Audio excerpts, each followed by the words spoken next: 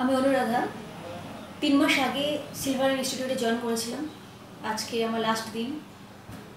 আমার course complete হয়েছে। আমি প্লেসমেন্টও পেয়েছি ব্যাঙ্গালোর লেমন ট্রি। আমি ট্রেনিংয়ের জন্য যাচ্ছি। কোন ডিপার্টমেন্টে যাচ্ছেন? Front office operation. এবং মা আজকে আমাকে নিয়ে যেতে এসেছে, আমার টিচার। আমি খুব খুশি প্লেসমেন্ট পাওয়ার জন্য।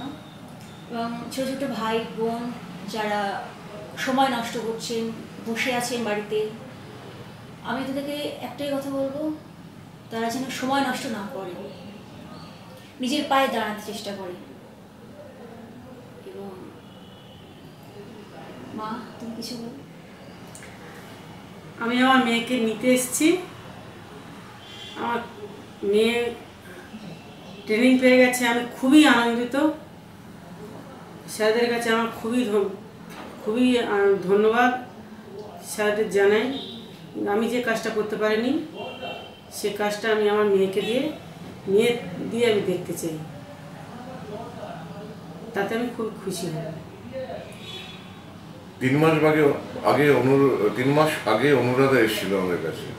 শুনেছি আমি আদর্শ শিক্ষক যারা হয় তারা মানুষ গড়ার কারিগর। আমি জানি না আমি নিজে আদর্শ শিক্ষক কিনা, কিন্তু আমরা যথেষ্ট চেষ্টা করেছি। অনুরাধাকে আমরা যা যা প্রতিশ্রুতি দিয়েছিলাম সেগুলো পূর্ণ করতে পেরে আমি খুব আনন্দিত।